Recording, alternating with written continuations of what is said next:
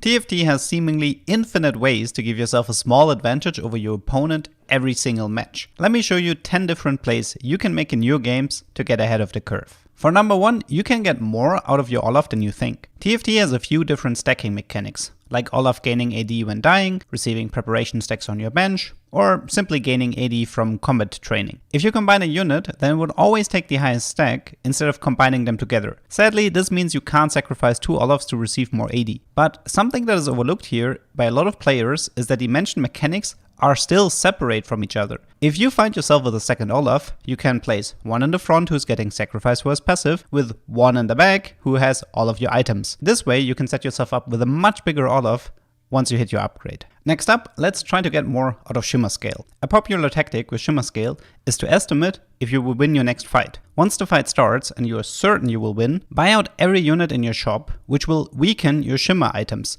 In this case, our Draven Axe. Our carry will now deal less damage, which prolongs the fight, giving you a larger amount of stacks.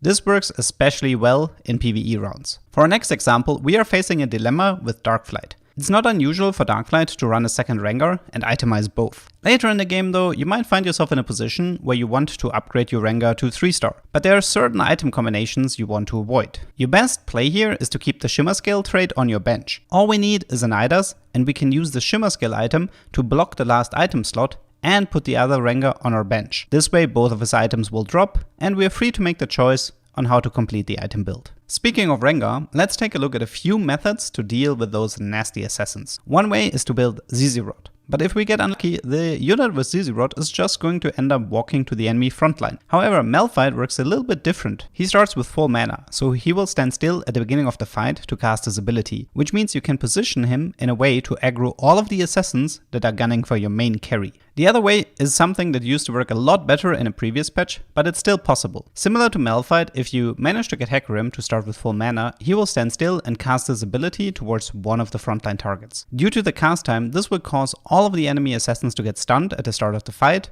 and focus on your Hecarim instead. Our last way is going to utilize the Augment Cybernetic Shell. Giving your units an item component will give them both HP and armor. You can use this to your advantage by intentionally leaving out a unit and separating it from the rest of your team. Rengar's ability will cause him to leap towards the targets with the lowest armor, which in this case is usually the unit that didn't receive the buff. This is a good way to make Rengar waste valuable time during combat. Making yourself weaker can also be a good play throughout different stages in the game. For example, if you're playing Dragonmancer reroll, you might find yourself going for a lose streak at the beginning. Obviously, you could just make yourself as weak as possible to ensure the streak, but usually it's preferable to get rid of some units to reduce the amount of damage you receive. This is where you can pay attention to your Dragonmancer buff. You can reset the buff by using it on a unit sitting on your bench. Wait for the fight to start and make a quick estimate if you think you will win the fight. If you're certain you will lose, you have until the combat starts to use the buff on a Dragonmancer to make yourself stronger for this specific fight.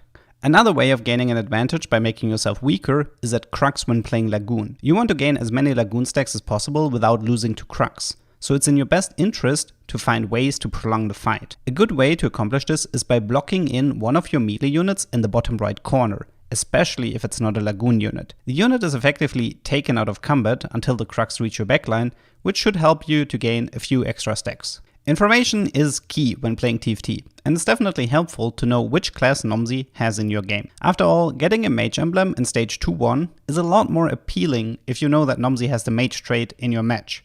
This is why you want to scout your opponents early and look for mages, cannoneers and evokers. For example, when you spot a Vladimir, you can check his trait list and it reveals all the possible mages in your game, which includes Nomsy in this case. If Nomsy doesn't show up, you can even figure out her specific class by process of elimination, as long as you manage to find out 2 out of 3. And for our last example, let's take a look at the prismatic Woodland charm. You receive a copy of the highest health unit, but sometimes the highest HP unit is not the one you want to clone. In this example, we have a situation where Rengar is getting doubled, but for some reason we would prefer running a second Swain. This is easy to control. All we have to do is put the Rengar on the bench and make sure we have a slot open on our board. Once the combat starts, Rengar will be put in automatically, but it's too late for Woodland Charm to update, so Swain will remain the same. You will have to reset the setup again and again for the next fights, but there are some scenarios where it's worth doing it every single round. Now, I do believe this was everything I wanted to cover in this video.